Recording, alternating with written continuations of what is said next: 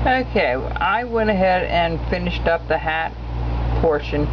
Now we're going to start on the beard. Well, actually, let's stay with the trim work here. I did one of the little, let me flip this light over. I don't think we have enough light here. Hang on just a second. Okay, there we go. We don't have, what I did here was the same thing as what I did up here, and I'll show you real quick. So it's going in this direction down, so we're going to go this direction with it. Alright, so what we want to do is take our little V tool and do it again at an angle. At an angle here. And just do little strokes on the outside first. Okay. Turn around and do the same thing to the other side, the other edge, and then take a couple of strokes in the center and just randomly, and that will finish up the let me take a look at that here so I know exactly what I did here. It's so far away for me sometimes to see it.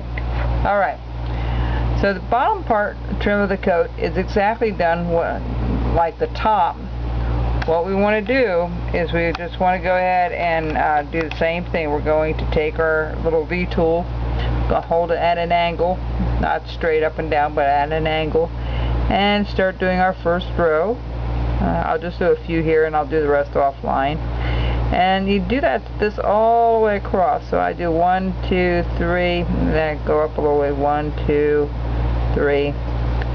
And now if this doesn't free up because you went too deep, you just take your knife and you undercut it from this side, and that will free it up. Okay? So, and then I'll only go up there, and then you do the bottom portion the same way. I usually count in threes a lot of times. Don't know why that is, but I do. Alright, so. And see how I'm randomly going across?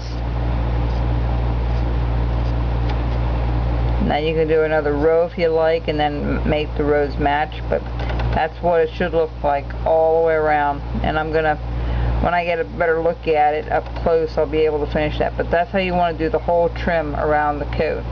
Right, so keep it at an angle all the way, do your top layer first, then do your bottom layer, and then do in between. That seems to work the best for me as well. Alright, now the beard. Alright, we're going to go with a two-tone, what I call a two-tone or two-level beard. Let's see if I can find the right tools here. I did have one earlier. Of course, it's never the one I pick up the first time. Or the second time. Don't know what I did with that. What did I do with that? Oh, it's in this box. Okay. Well, the first thing I need to do is make sure it's sharpened, so I'm going to take it back on my strop and strop the outside of my V tool first. And I want to make sure it's good and sharp and ready to go. Alright. Honing V tools are very, very important. So the first thing I'm going to do is the outline, usually, of the beard. Usually it comes out like so, alright? And it comes out like so. And it's going to kind of tuck underneath here a little bit. Maybe I can show you this a little better. It's going to come out like this, alright? And then when you get to the end here, it's going to come out like so.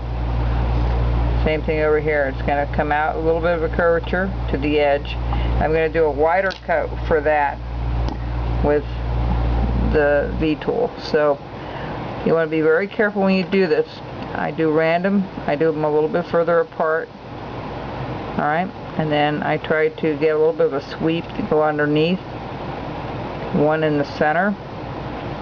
Alright, then I turn it over and I do right underneath.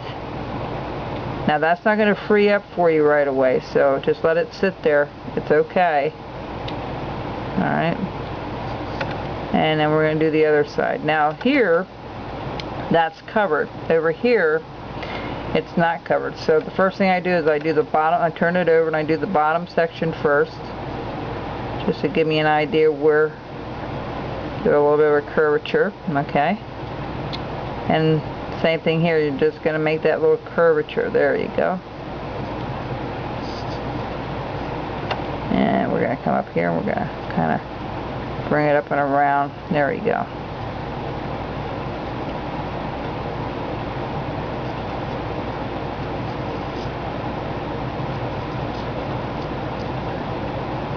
And then I take the smaller one. I do this, now this is stuck underneath his nose, so we need to free that up. There you go. Alright, so we have the curvature there. Now this is going to be curved a little more with the little one here, because we're too close to that ridge and you want to be careful of that. Okay, see all these little flat spots? I'm going to go over that with the smaller one until you almost hit everything that's flat. Okay, see how it's coming along? Just hit all the flat portions up. That's alright if you overlap them a little bit. That's fine. Alright, so that's one side of his beard. Mustache. And see all these flat spots here? We're going to take our tool and we're just going to go in between. Mix and match them. And now if you can't get underneath there, you just turn it over. Now it's very imperative that your tool is sharp when you do this, otherwise you're going to be ripping it all apart, because look, we're going actually across the grain, because the grain's running up and down. We're going this way. Alright, so it shows you how important these tools need to be.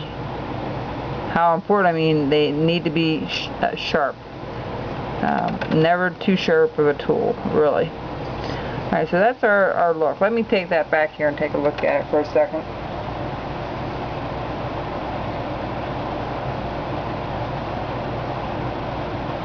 I'll be right back.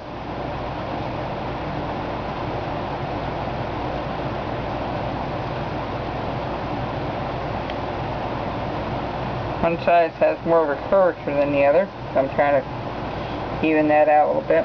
Okay, so there we go. Alright, so that's his mustache. This one going out underneath here a little bit. There we go.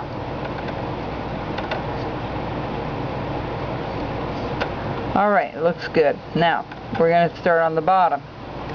Again, we take the larger V tool, which is a V3 if you are using Duckyard. And what I usually do with this, I'll be back. We'll finish this up.